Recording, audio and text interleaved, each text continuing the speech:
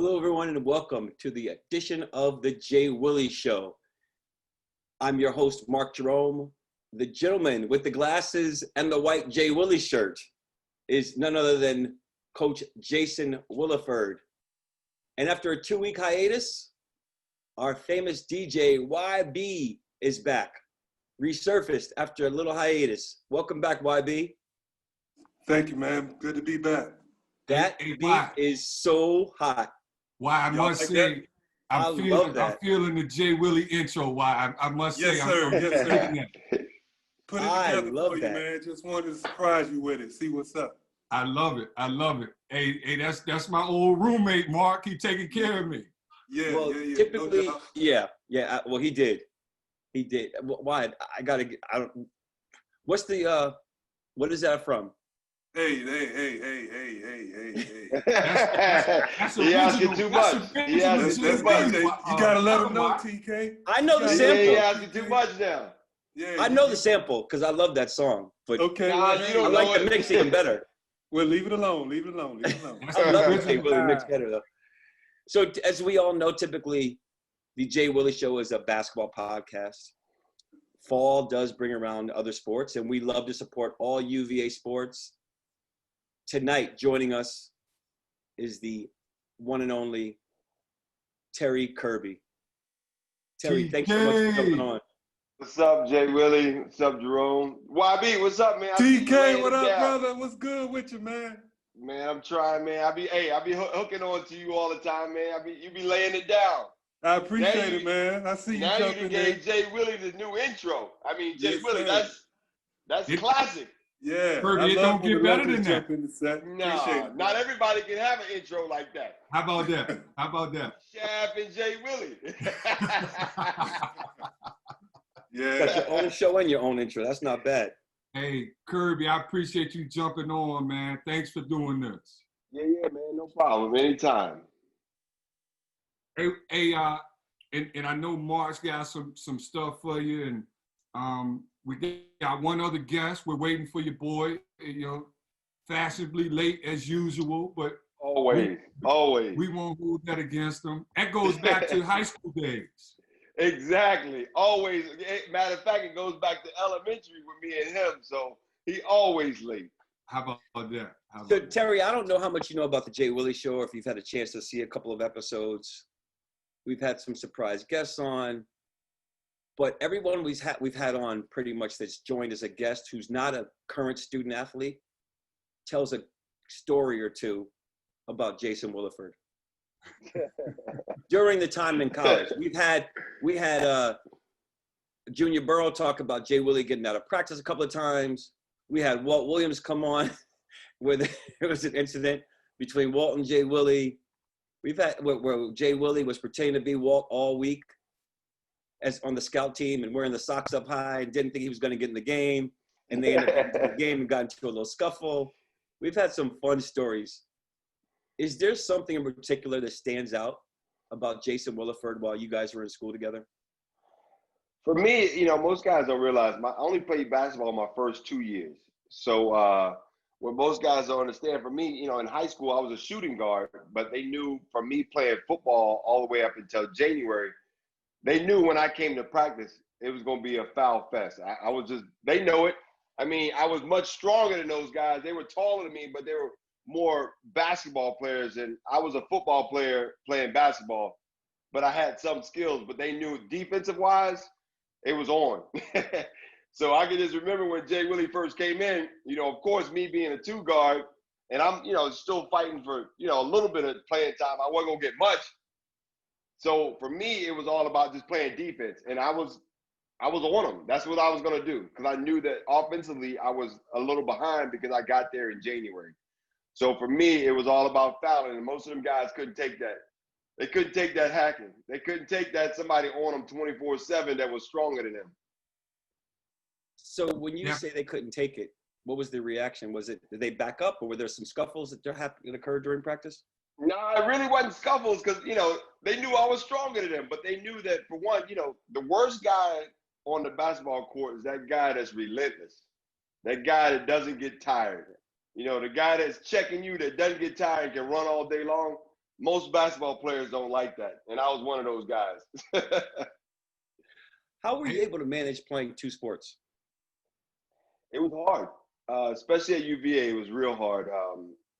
The hardest thing for me was, I started football training in, June, July, August, and then I didn't pick up a basketball at all during that time. When I was training football, it was strictly football. So for me, coming into, after a bowl game, which is usually in January, trying to pick up an offense, trying to get into, basketball shape instead of football shape, it's two different things, and for me trying to learn the offense and get into a rotation when I'm coming from, in high school where I was a shooter and coming into a control situation, that wasn't my thing. So I knew my role when I got there. So my role was, whatever defensive player, whatever offensive player they needed to stop when I got in the game, that was my job. I spelled JWILLY, Anthony Oliver, Chris Havlicek, all those guys, they knew when they needed a break and needed somebody to come in on defense, that was my specialty. You're also using different muscles, right? When you're coming off the football field. And It's cardiovascular, man. The muscle part of it is all good. Let me tell you, running up and down that court, I don't care what nobody say, it ain't easy. Hey, Kirby, I was going to ask, is it easier to go football to basketball or basketball to football? What's the, like, I know the physicality is different, but from you just touched on it, the cardio, man, like basketball is a different running. Absolutely. It's easier to go from basketball to football for 100%. In basketball, a play, the longest play is going to last 8 seconds. You know what I mean? So it's, a quick burst and then you're done. You get a little 45-second break or whatever. You know what I mean? Basketball, you can be up and down that court, burst for 2 seconds, burst for another second, turn, do this and that. It's the cardiovascular shape of basketball players. Most people don't understand, man. To do that, 3 times a week, it is no joke, man. It's no joke. I commend those guys. It's almost, I always tell people all the time, they always say, what's the true best athletes, out there between all sports? For me, it's basketball and hockey. Only because it's the stop and go constantly. Turn this way, turn that way. The movement of that, where football as a running back, we're going straight ahead. We're going downhill, downhill, a little side to side, but it's not like a basketball where it can be 1 second here, 1 second here, and it's constant. So that's the difference. Yeah, I think you can make an argument for either sport. And I'm a huge basketball fan, and I played football in high school too. But if you're going downhill carrying a football, but getting hit from 4 different linemen. Well, we ain't talking about contact though. Now you ain't saying nothing about contact. Now contact's a whole different story. I just go on cardiovascular. Yeah, contact is a different animal. Hey, although I guess when you were playing basketball, some of the guys on offense had to go through your contact as well as going up and down the court. Absolutely. You can see even in basketball nowadays, the contact is a little bit different than it was back in, in the Jordan and Bill Laimbeer and, Anthony Mason. The contact of the sport back then to now still has changed. Yeah, it's a different game, man. Let me tell you, totally them guys, when you were going to the hoop back then, you knew what was happening. You was going to earn that and one. But even the hand checking, Kirby, like you can put a forearm, you can put your hand, like all of that's changed. That's what the Wizard and I were talking about a while back when we were talking how the game has changed.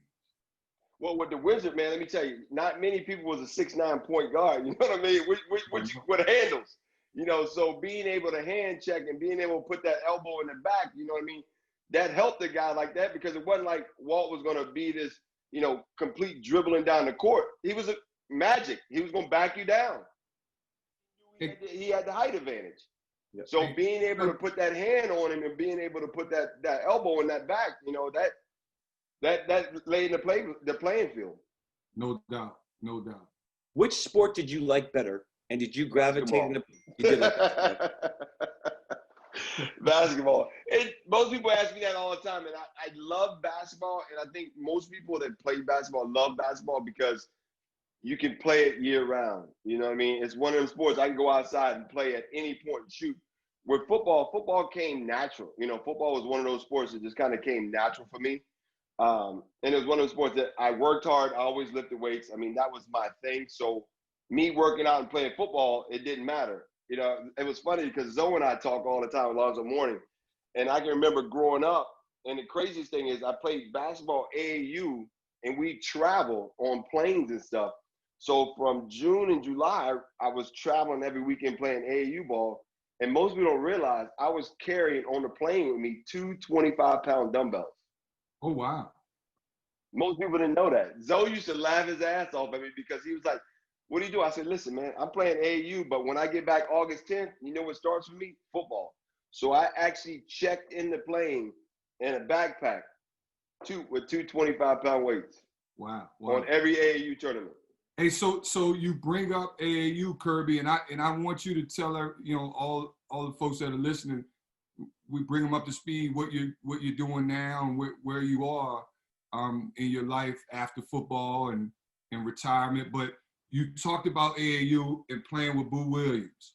Just tell the folks your teammates, those teams that you had, and then my other question is, what was the best player / team you guys faced during that time? Wow. You know, I was very fortunate to be in the late 80s in basketball. You know, in the late 80s in basketball in high school, you know, you're talking some of the best players to actually play the game, you know, into the NBA, you know, from Kenny Anderson to Mike Tate to, Sean Kemp to London Jones. I mean, a lot of guys that played at that era were unbelievable basketball players and went on, you know, do the great things in college and some of them. But on my AAU team, we won the national championship twice. So my sophomore year, we had J.R. Reed, Alonzo Mourning, Cornell Parker, Brian Stiff,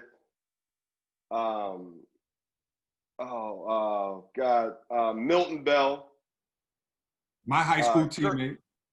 Curly Young, Kevin Swan. I mean, we had a squad of guys from within 20-mile radius, you know what I mean? So, and it's funny because every time we went up against, you know, like Riverside Church with Kenny Anderson and all those guys, they had guys from upstate New York. They had guys from all over the place, where we came in with Boo Williams, and we came in on a van, and we came in with straight vengeance, you know, and because we were, you know, they thought of us as the country boys. You know, we're the country boys from Virginia. You ain't got no game. You know what I mean? You coming up to the city. Basketball is invented in this city, this and that. So we always came in with that grudge, you know. And from that team alone, you know, we played the Russians 2 years in a row. We lost 1 year, and then we came back and won. With Boo Williams, man, we traveled to Ireland. You know, I was 15, and Boo took our entire team to Belfast and Dublin to play against the semi-pro teams in Dublin. I mean, and 15 years old, and you travel to Dublin to play basketball. But, you know, it also helped when you got Alonzo Mourning on your team, you know, the #1 player, and people want to see him. So. Did Slade play with you guys? Was Slade on the AAU team? Slade was on that team, too. Slade was our enforcer. Slade was straight. The craziest thing is when we played the Russians, we made sure that Slade was in that game because, you know, the Russians couldn't handle, you know, Slade. And, you know, playing at the Dell with the Slade I know. and at men's gym, you know what it was like. You know what you was getting. You No was doubt. getting knees right here. You was getting elbows constantly. So, you know, that was his game. You know, and going up with Chris in high school, you know, 2,000 rebounds in high school, you know, 1,000 points. You know, Slade was an enforcer on the boards like that. Was Aaron Mundy on those teams with you guys? Aaron didn't travel with us, but he did AAU, but he didn't travel with us. I got you. Okay. He didn't travel with us. Yeah, I mean, most people, Boo Williams is probably one of the biggest pioneers of AAU basketball. You know, he's one of the first, really, in our area to create it. And then behind him, you know, the crazy thing is we fight all the time on who had the best Boo Williams team because you got AI, you got Joe Smith, all of them. They swear out because their team was better than ours. I was like, it's not even possible. But it goes down to a fight every year. Boo tells those stories. All you got to do is ask Boo. He said nobody on any of those teams could touch Zoe. Like he says, Alonzo would have punked all of them. All of them. Zoe was nasty, man. I just hated that he went to Georgetown and didn't stay home. But, one thing about him was, Zoe was a nasty player, man. Zoe was mean. Yeah. Zoe been in fights his whole life, man. And he just played aggressive. And a lot of people didn't like that about him. But let me tell you, the guy he was one you want on your team. I've seen him and Sean. He hated nobody more than Sean Kemp, man. He literally, every time they played, it was a fight. They got ejected every time they played. Wow. Yeah. And then who was one of the best players to ever come out of Virginia was Stiff, man. Oh, yeah. And I played against him in high school. When Slade get on here, what Stiff gave him with the chicken pox. He dropped 40 on Slade with the chicken pox. Oh my goodness. Hey, Brian, he was a one-man show. That's all they had. They had nobody else, man. But let me tell you, to inside, outside, whatever you needed to be done, he's probably one of the best pure athletes, basketball players out of the state of Virginia, for sure. Hands down. No doubt. Terry, bringing it back to UVA, what were the conversations with the coaches like when you decided to stop playing basketball and concentrate on football? It was a tough conversation. I don't know, JWILLY, you might know the story. My first year I came in, Terry Holland was the coach, and then I had Craig Littlepage, and JJ was the assistant at that time. And as an assistant, JJ was pushing for me to play a lot. So my freshman year, I ended up playing a whole lot. And then my sophomore year, it was one of those things where we went to the bowl game, and I got there really late. And JJ called me into the office, and he was like, "Listen, Terry," he goes, I know I can get you in the game, but the problem is these guys have been here, practicing. They've been putting in the work, so it's going to be really hard for me to play you. And I said, then it's no need for me to. He goes, but now, we want you around. My roommate at the time was Ted Jeffers, and Ted was like, nah, man, Jay, with all the guys was like, listen, don't quit. Just come on out there and, just be around us, because we need that. That leadership, we need that work.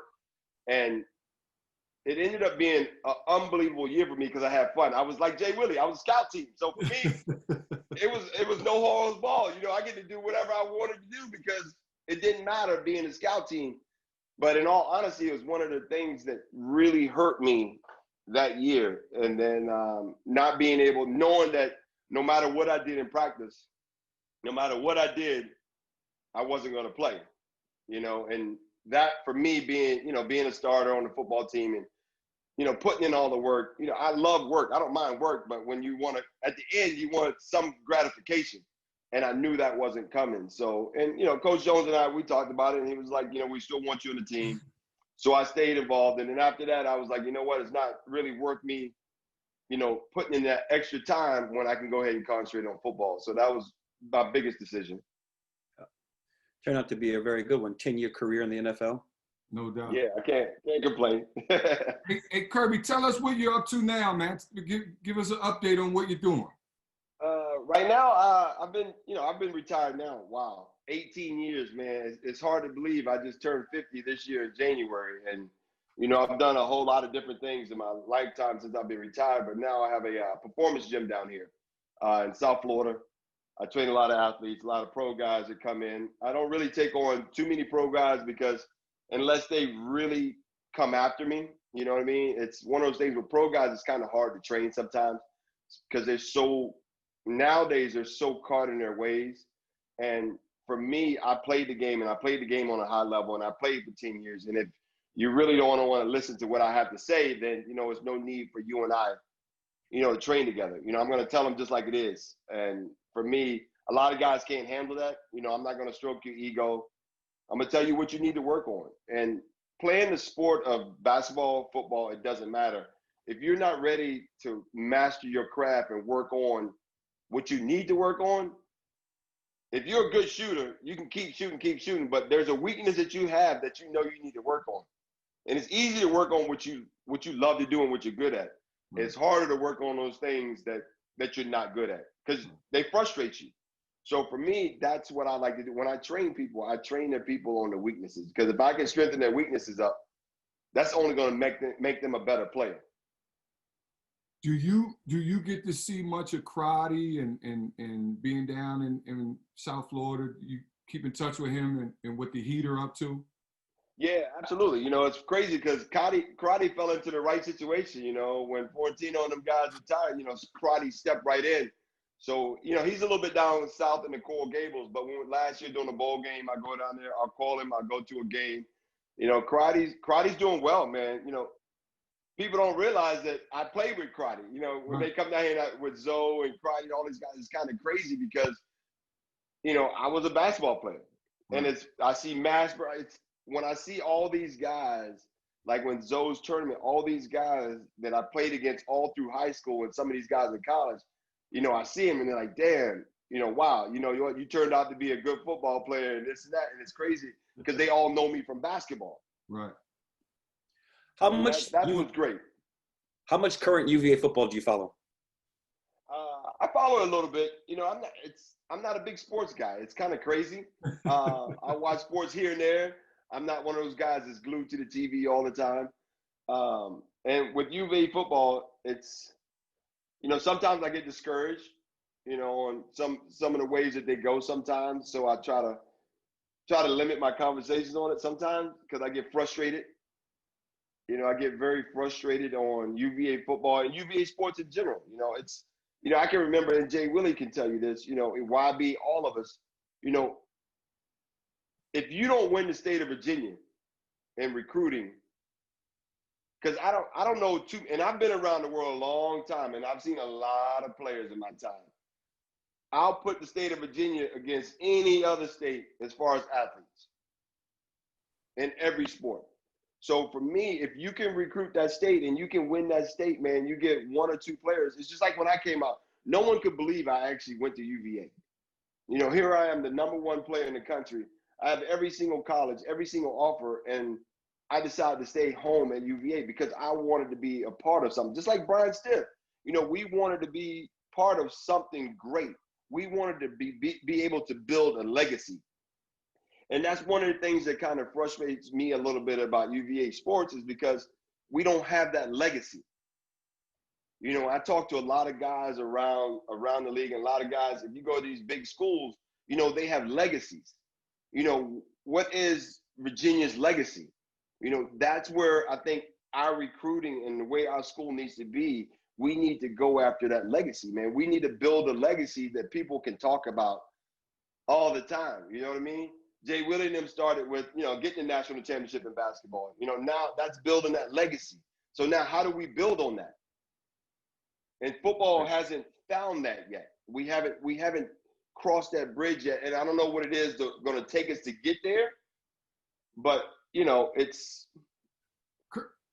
hard. Don't get me wrong, it's hard. Would you say that what Bronco and them are doing, Terry, is moving in the right direction, especially after last year and the success we had, winning the Coastal, you know, playing in the championship? You know, Bryce was a huge part of that. And he was a hell of a quarterback. You know, you like the direction we're moving for now? Yeah, I think, you know, I'm a different guy. You know, I think that my mentality as far as football players go, you know, I'm not a big yeller, screamer. You know, football in any sport, if you want to do it, you do it. You know, I shouldn't have to yell at you and scream at you to do your job. And, you know, even like in the weight room with Coach Gamble, you knew exactly what he expected. You're going to lift that weight, son. You're going to lift it. And he said it just like that, Mark. He didn't raise his voice. You're going to lift that weight, son. That's it.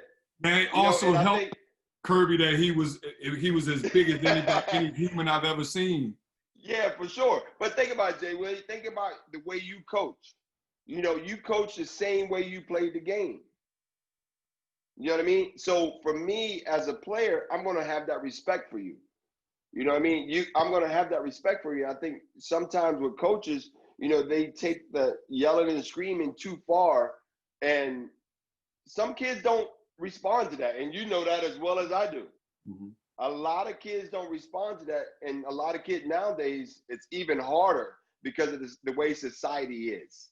Society, you know, really plays a big part on how kids communicate. and I see it all the time with the kids I train.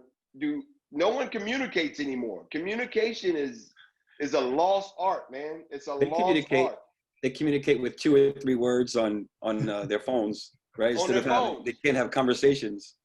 Absolutely. And I'm not around Bronco and those guys enough. I just kind of go through, when I come up for the spring game and, I talk to the guys and, it's tough. It's tough for us older guys.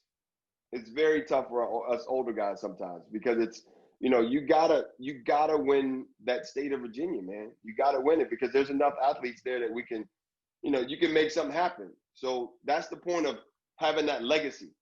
If you go through, football and basketball legacy, look at how many people are from the state of Virginia that could have had a legacy at Virginia. Tell me about it, Kirby. I get so frustrated with some of these basketball guys. But, we fought that battle even when you were in school with Holland and JJ.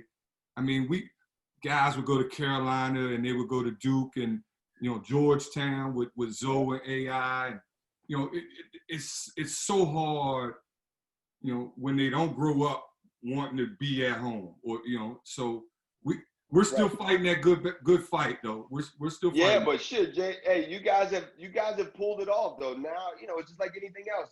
Us being #1 in the country. When I was there, and then you guys win a national championship. Now, let me tell you something. That's a legacy. It happens. That's how you start. You know what I mean? And you know what? It wasn't like we had the best players, but we had players that played together. They were hungry. Oh, and listen, we were all friends. Think about it, Jay. We're football, baseball, basketball, soccer players. We all hung out together. And I think that was one of the big things about UVA is that, we were all, anybody in sports, we were all together no matter what. We were one unity. And I think that's one of the things, I don't know how it is now on campus, but back then, we were one for all, 100%, every sport. So Dougie Fresh talks about that all the time on the podcast. He always talks about and mentions often how the athletes from different sports were really close. And it's gotten back to that, TK. It's very similar. Those guys, like, and I know our guys are at every other team's games. Like, they all hang out. Like, it's pretty cool to see. It brings me back to when I played, and I often tell them those stories. Like, this is the best part of your, like, this is the best time of your life. Like, enjoy it, make those relationships, that network, and it goes fast, but make the most of it. So Terry, I can remember. Hey, yeah, go ahead. No, go ahead if you want to tell a story. Hey, I remember in the summertime, JWILLY, going to the Dell, and all the basketball players there, all the football players, and we all played hoops together. Oh yeah. You know what I mean? It was nothing better than that. Those are the years that that you'll never get back, man. The best years of your life are in college. No doubt. They don't go outside anymore, Kirby. They're afraid to play outdoors. Man, that's how you learn how to play the game. No doubt. For basketball and for football, and I assume other sports as well, staying home will resonate with some recruits, and for other recruits, it's not that important. So what are the magic words, or what are the catchphrases, or how do you recruit a kid who's saying, I don't want to stay home. I want to leave the state. I want to leave the city. Legacy. And maybe that's for both of you. I think to me, it's about legacy, man. You want to be part of something big. Being able to stay home and, being the #1 player in the country coming out, going to Virginia, playing football and playing basketball. My cousin Chris, who was the #1 linebacker coming out in high school, for both of us to come to UVA to be able to say, you know what, we stayed home and we made something happen. In the 90s, you couldn't ask for better football teams at UVA. Did you have that in your mind? Did you have that in your mind Absolutely, when you were in 100%. high school? While you were in high 100%. school, like when you were a freshman in high school, you said you knew you wanted to stay somewhere in Virginia. Well, for one, the craziest thing was I knew Virginia was my home. I knew that's where I wanted to go. I needed the other 4 schools that I visited to prove to me that I shouldn't go to UVA. See, nowadays, guys already have in their mind that before they even take a visit, oh, I want to go here, I want to go here. You have no idea what that school is like until you actually go there and see and hang out with not just the athletes, you hang out with the student body, man. It's a big difference. Sure. You know, most people just try to take a visit. They take one visit or two visits and they say, oh, I'm going here, without taking the other visit. My thing is, you know what? Take those visits, man, because you never know. You know, you never know. So, Coach, how do you change somebody's mind who decides or has in his mind already that he wants to leave the state? Like for me, New York, I wanted Ty to get out of New York. I don't want him going to school in New York. And I think for kids or families that are dead set on, I'm not staying in the city, I got to get out of New York, I don't want to stay home, it's too close to home, you're not going to change their mind if that's the case. But a little bit of what Kirby's talking about, I think, like when we recruit kids, be different. You be the one that sets the tone, you set the trend, you be the trendsetter. And look, when you stay home, and Kirby can attest to this, Corey can attest to this, Harold, like when you stay home, having played for Virginia, there's so many doors that open up for you. So many opportunities from all the alumni and the people that want to see you succeed and do well, life after basketball. And it's we often tell them it's not a 4-year decision, it's a 40-year decision. Like you're making this for the next 40 years. I get you, but every school's saying that.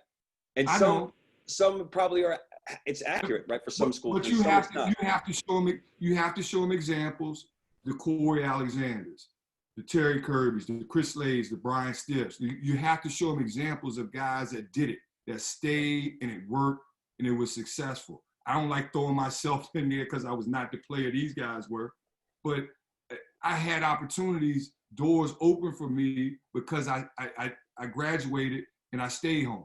And so I got an opportunity to come back. I got an opportunity to come back and work for Tony Bennett. I mean, Tony Bennett didn't know me from Adam, but because I knew Little Page and I knew people associated with legacy, UVA, baby, legacy. It's legacy. It opens doors, yeah. Right, but it's also, Terry, it has to start somewhere, right? And so there's a little bit of momentum going on right now with football, and there's a resurgence of the program. Yeah, so of course it is. And I think that's, I think Bronco's done a great job as far as, putting the team together with the players he has. He's won the game. Like you said, Bryce last year really helped them out a lot. And this year, even in the Clemson game the other day, they played pretty well, considering. I mean, you're still going against Clemson, you know what? But, they had a good showing. So, over the last couple years, they have definitely improved and they've won the games they were supposed to win.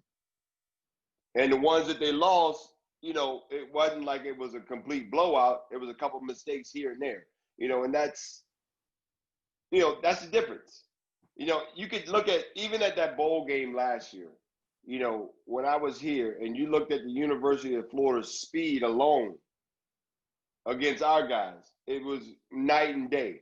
We don't have that speed to the next level. That's what's missing from Virginia right now. From Virginia, we need to capitalize on getting that speed factor. Now, our guys work hard. Even back when I was playing, we busted our ass and we worked hard, we grinded, and they knew they were in a dogfight with us. But, just like anything else, speed in football means everything. No doubt. No doubt. And that's where we're missing. We're getting the big guys, but we need to capitalize on that speed. And, even from being down here in Florida, guys are like, going to UVA. And I said, listen, we got one or two guys, one guy from St. Thomas is at UVA. And, he went there because it was a change for him. He wanted to be that South Florida guy that went to Virginia to make something happen. So that's the difference. You got to be your own man. Like JWILLY said, don't be like everybody else. Be you. Just because you're number one player don't mean you got to go to Georgetown, North Carolina, because those are the top-notch schools. You know what? Be your own legacy. Be your own man. Right. So I know you know the score of the Clemson game. Did you get a chance to watch it? No, I did not. Yeah. So when you see a score like, what was the final, 41-24, 41-23? I think that's 43-28, I want to say. Okay. So when you see a score like that, and you're a top recruit at Virginia or out of the state of Virginia, are you strongly considering UVA at this point? Yeah, I mean, you got to realize you're going against Clemson. You know, you're going against, you know, the number one school in the country right now. So, but if you look at the, you know, the score, the block score on that, you know, Clemson scored 10 points in the first quarter. After that, UVA stayed with them the entire, you know, the rest of the 3 quarters. So you take out that, you know, the first quarter, them guys, you know, they did a hell of a job. And right now, you got to ask, football now is totally different than the football that was played last year. You know, only because of training, you know, the COVID thing, the COVID-19 not hitting. It's a lot that's going into this season. So it's kind of hard to compare this season to any other season. And you can see that even in the NBA, you know, in the finals right now. You know, it's even in pro football, it's different. You know, with the Miami Heat, you know, being down here, you know, with the Miami Heat, and you see what happened to them, you know what? That's a quarantine team. Right. They played well under quarantine. You know why? Because they like each other. You know, think about it. You know, they the entire team gets along. They're together 24/7 in the bubble. You know what? They cracking jokes and having fun. Now, if you get a team that has 2 superstars that don't like nobody else on the team, you know what that's like, JWILLY. No doubt. Let me tell you, that's a cancer. And y'all all together all the time. So that's a hard chemistry to have. So I think chemistry is the key to, you know, to success. JWILLY, is there a moral victory in sports? You know, everybody uses those cliches. I think there's always something to learn. I won't say there's anything fun about losing, but you got to learn from it. You know what I mean? So, like, you know, I think, for example, we'll grow. The more we can compete against Clemson and go against Clemson and play in bowl games and go against that speed, we'll get better from a football standpoint. The more we can, you know, and we had to do it when we were building where we are now, when we were laying that foundation. We had to go against Duke, and we had to beat Duke. We finally had to beat them in Cameron. We had to beat Carolina consistently. You know, you got to go up against the Syracuse zone. You got to tackle that zone. The more you go up against that, even in losses, you grow from it. So, I mean, there's always something to learn. I never like saying I learned after L, you know, the moral victory side, but we're always growing and getting better. And look, when we lost from UMBC, did we take something from that? Absolutely. The next year we had the ultimate turnaround and we won it all. So absolutely, we got better. Listen, when you lose a game, I always say this: if you give the other team your playbook and you execute, they still can't stop it. Right. You know, so for me is you lose games on mistakes. If you make mistakes, no matter how good you are, you know, if you're really, really good and you make a mistake and you can cover from that mistake, that's just good players, right? Now, if you're playing the best you absolutely can play and you grade out great and you lose, that team was just better than you. Right. You know what I mean? So to me, if you do your job, you know, like we say in football, there's 3 phases. You got offense, defense, and special teams. They always say if you win 2 of the 3, you win. That's the key. So if you don't make the mistakes and you make the tackles and you make the plays you're supposed to make, you can win. Now, if you lose by making a mistake, you know what? Nothing you can do about that. Right. And it happens all the time. But close losses can also help with recruit. Would you agree or disagree? To a top team. I just think no matter what, Jay, when you have a good showing against a big team, let me tell you something. That's a dog fight. People like that. They want to see the best go. They want to see the best compete against each other. I mean, we had college game day here, and we have not played. We've lost a few of those college game days, right? But just because of that atmosphere and those top teams going at it, absolutely it helps with recruiting. They want to see that. They want to be a part of that. You know, that atmosphere, that's electric. And the best kids want to play in there. So it absolutely. Hey, think about it. When we were number 1 in the country and we were playing for the number 1 in the country against Georgia Tech, and we lost, let me tell you, that was the biggest game. You couldn't have, even if you ask people nowadays, that was probably one of the biggest games in NCAA. The year we were number 1 in the country. Whoever thought, you know, University of Virginia football team was going to be number 1 in the country playing against Georgia Tech, who was number 2 in the country. You got 2 ACC schools, number 1 in the country, number 2 in the country, which is unheard of. I mean, whoever thought an ACC team would ever be up there?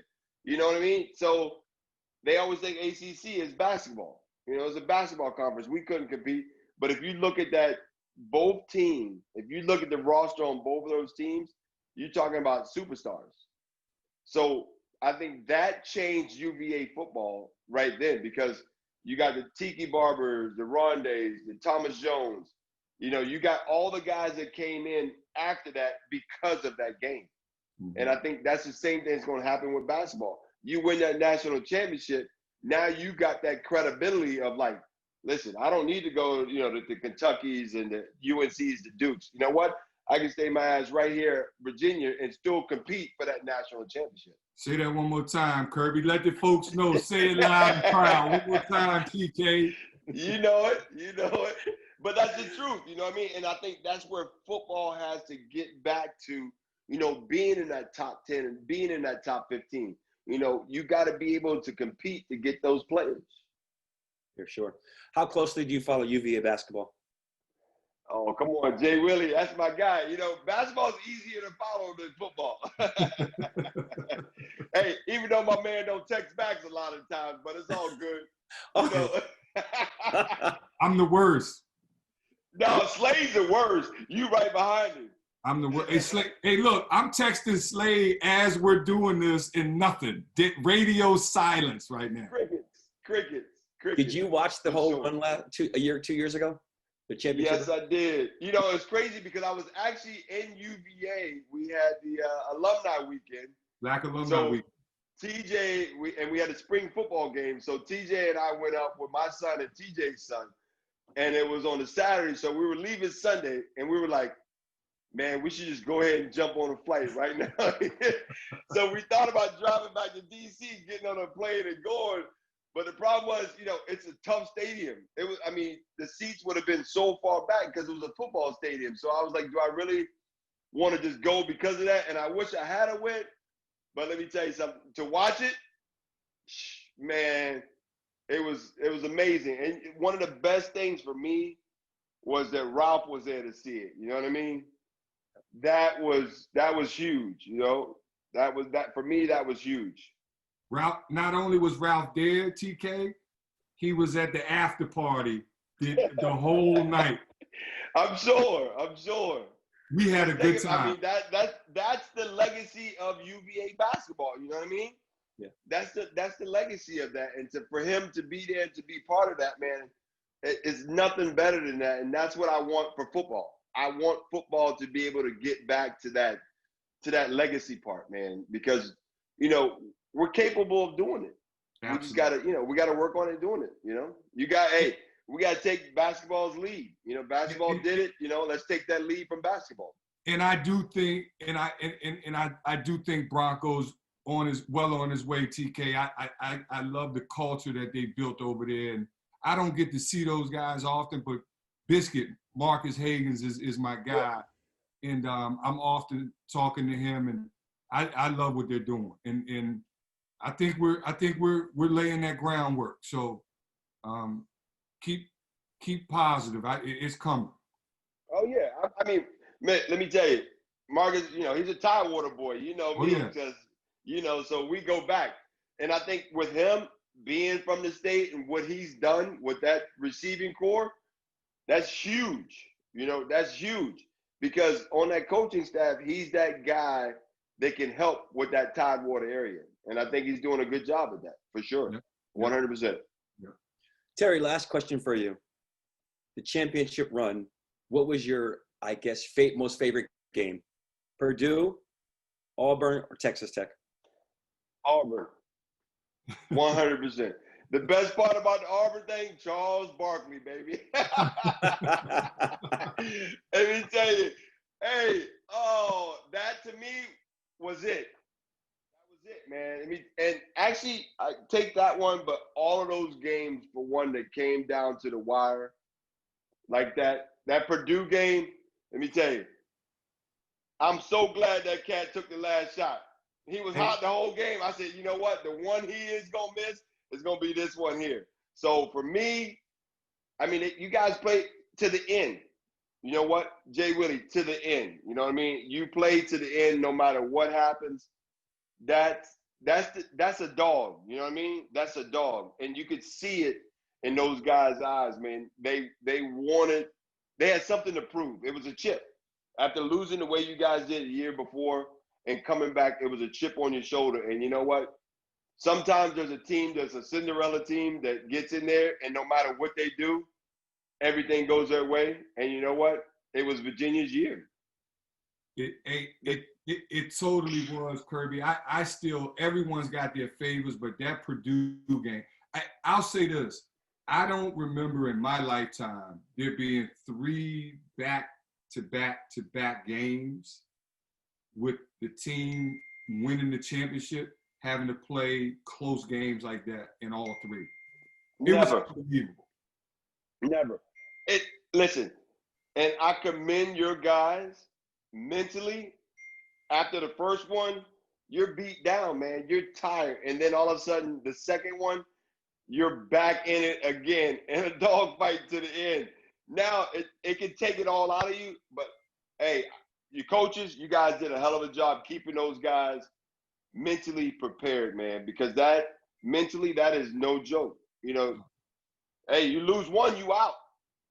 It's unreal. Wow, it ain't like it's the best of 7. You lose one, it's over. You know what I mean? So it was unreal. Unreal. Hey, Kirby, I know Mark said that was the last one. I got one more for you. Okay. The Heat, 2-1, heck of a game by Jimmy Butler. Can they make this a series and push this, or will the Lakers bounce back and is it over? What's your prediction? Let me tell you, I love the Heat, and like I said, you know, the Heat, they're a quarantine team. They love each other, but it's hard to go up against them bullies, man. Them bullies ain't no joke. Hey, the Heat got to shoot 85% from the field, and the Lakers got to be able to. They can't shoot that well from the outside like they did the first night. They're not an outside team like that, but for some reason, they were on fire that night. So my prediction before the series started was Lakers in 5. I'll take that. So you like that, or you think Miami can? I like that. You steal another one or two. I like that. Let me tell you, LeBron is on a mission, and like we talked about, we talked about having that fire, and what happened to Kobe, and I think they got that whole Laker team and that Laker organization got that in the back of their mind right now, and I think they're doing this and they're fighting like the way they are for Kobe. So it's going to be hard for them, the Heat, to overturn that. Even though, let me tell you, Jimmy Butler and them boy and Hero, them guys are on fire. They playing well together. They do everything together, but it's going to be hard to deal with the Lakers. And it's just they are who they are, man. they are. Hey, who gonna stop them? You can't. Ain't nothing you can do. There's nothing you can do. Right. When you consider shooting 14 for 41 from 3, and they were still in the game until the last minute, they are tough to beat. And they did that without Anthony Davis doing anything. Right. Took 9 shots. Absolutely. Anthony Davis took 9 shots. But if Miami rebounds, because LA is not a great shooting team, I don't think they're going to shoot as well as they did the first game, and I don't think they're going to shoot as poorly as they did the last game. So rebounding is a big issue, right? That but critical. AB, like you said, Anthony Davis wasn't a factor in his last game. 6 for 9. I mean, hey, Listen, they get the ball in the paint, they gonna shoot 80%. Yeah. In the paint, they gonna shoot 80 to 90%. Terry, I said last question, but I'll just make this point. Are you aware that Locker Room Access has football and basketball podcasts? No, sir. All right, well, we're going to try to get you on both. I'm in, for sure. The football podcasts are hosted by T. Cove and Ahmad Hawkins. Actually, you know what? T. Cove had called me and asked me about that. And you know what? You're absolutely right. You're right. I didn't know, but listen, a lot of hits in my head every now and then I forget. All right, well, we're gonna badge you about it. And you know who hosts the basketball podcast? Who what? Are you aware of Dougie Fresh, right? Dougie Fresh, right? Yeah, yep. Dougie Fresh. Yeah, he called me, talk to me. I'm in. Listen, as long as y'all can catch me during the week, I'm good, man. You know, it's tough. I got a 15-year-old son that's in football, so it's how's he doing, hard. Kirby? Man, Jay Willie, I wish he had kept basketball, man. He's 6'3", size 15 shoe, man. Wow. 180, 183 pounds. But, you know, right now I got him. He wanted to stick with football. I got him doing the receiver thing. So he only in 10th grade, so I got plenty of time. You know that's what all I mean? right. He'll be the next Herman. We'll get him out there. Hey, that's the plan. That's the plan. Good. For sure. Yeah, but anytime, man. Hey, listen. One thing about me, man, I'm a UVA fan till I die, for sure. You know, I'm born and raised. That's my blood is that way. You know what I mean? So anytime you guys need me, I'm here. I'm here for sure. That, Terry. Hey, Jay Willie, I got a question for you. Go ahead. So now, like you said, with the Lakers, how you gonna defend them this week? If you're the Heat, what do you do? I don't know because listen, you got to make them a jump shooting team, right? But I think AD and Brian are gonna change. They ain't gonna settle for as many threes. I think they're gonna destroy the paint. They're gonna live in the paint, and it's gonna be hard for the Heat. Yeah. If the zone, if they can implement that zone and make them settle, then I think they'll be okay. But Jimmy Butler's got to do that. He's got to do that 3 more times in order for them to win. He's got to go 40-point triple-double in order for them to win. That's 100%. Hard. That's hard. It's hard. It's hard against the Lakers. Yeah. It's going to be it's hard against the Lakers. See, I agree. I mean, the problem is the paint. Like you said, it's the paint. Yeah, they're gonna live in the paint, I think. Yeah. So, hey, for sure. We appreciate you taking the time, man. I know you're a busy guy. You're running your own gym down there. Best of luck to your son, and stay safe, my man. Always good to see you. Always. I appreciate you guys having me on, man. You know, it's and always good to talk. If we can find Slade, we'll find Slade somewhere. He probably had football practice. Nah, I got a question, Jay Willie. He texted us and said, "We good. All you gotta do is send me this stuff. I'm good." And I sent it to him. Sent it to him twice. I got it. I got the email and I got the text. Terry, it's a pleasure. Thanks much. Look forward to talking to you on the podcast. Sure, man. Anytime. Appreciate All the best. You. Thanks, brother. Right. Yes, sir. Two-way professional athletes. How many of them have there been that were extremely successful in the last, 40, 50 years? Ooh, you don't see many, but I would say, wasn't Tony Gonzalez and the professional? No, well he Danny Ainge, football, basketball, and baseball. But I'm saying like college, like Kirby didn't play. Me played college football, but then college, yes, college and then pro, but nobody did pro like Dion. No one did. I was just gonna say Dion, Bo Jackson, Danny Ainge. But outside of that, man. And then on the college level, when do you ever hear of somebody doing that now? You don't? Like, what was it? Antonio Gates? Like one of the last guys? Yep. The kid, it's funny though, there's a kid that played at VCU, Mo Ali Cox, who played basketball at VCU, didn't play football. They asked him to go out for football, and he's now like a tight end with the Colts. hadn't played football since, I want to say, high school. Incredible. And he's a big-time receiver for the Colts, I think.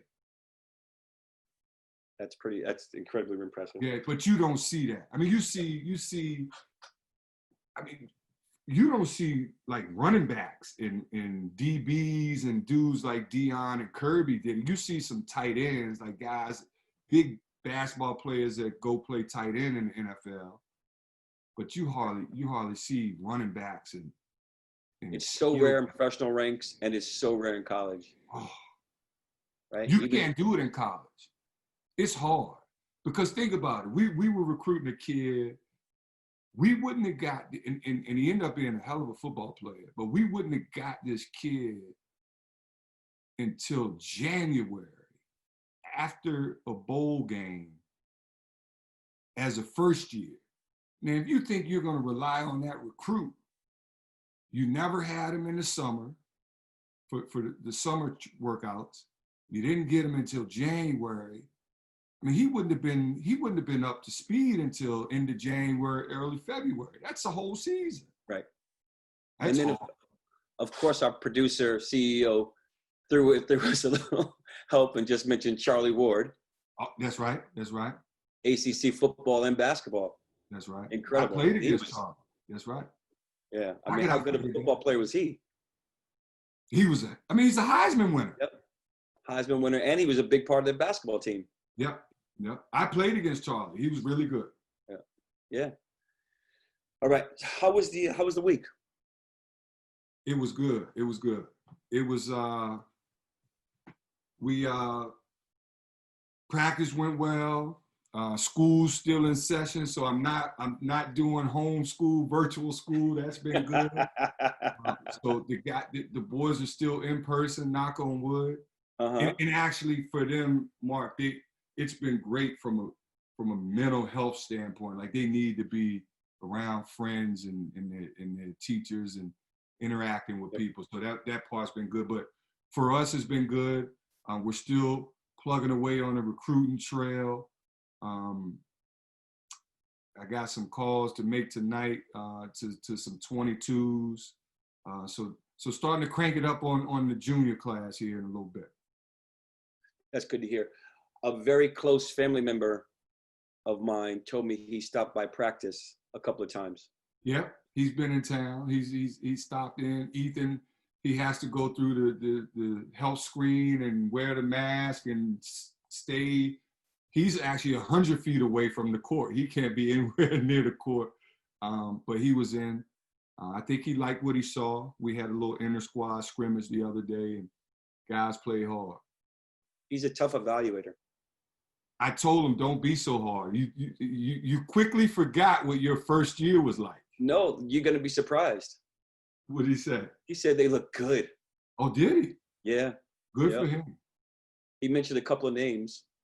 And I think he probably was surprised at some of their offensive skills. Defensively, we got a long way to go. We got a ways to go. Yep. He likes Reese Beekman a lot. Yeah. He said Reese can play. Reese is good. And everything you said. Yeah. Right. Sam is just an incredible shooter. Yeah. Once he gets those feet set. Yeah. Our issue will be how quickly do we just embrace the toughness and the mentality defensively? Because I think right now we're relying a little bit too much on being able to shoot our way out of trouble. Yep. Any updates? Any news you want to share? Any schedule information? Unofficial. Well, scheduling has been a little bit of a headache for everybody across the country with these MTEs. So can you explain MTE to our audience who might not be aware of it? Multi-team events is what they are, and I think there was something out on social media. I think we're slated to play Florida. I think that we're working on that. I don't know if that's 100% official, but I know that's in the works. And that would potentially be at Mohegan Sun. And then there are multiple options that we're trying to figure out. And the whole thing is testing and protocol and how we get through this whole COVID thing. So we're still figuring it out. I don't know how soon we'll be finalized with the scheduling, but Ronnie does a hell of a job. It's a work in progress for him. So I'm pretty sure he's losing tons of sleep trying to get this thing squared away. And everybody's healthy? Everybody's healthy. Yeah, knock on wood. Everybody's doing well. Just plugging away. All right. Coach, always a pleasure. Thank you, Mark. Thanks again. We will see you in 2 weeks. And in the beginning of November, we will be going weekly. Hey, I can't wait. And how about that opening music we had? That's pretty cool, wasn't it?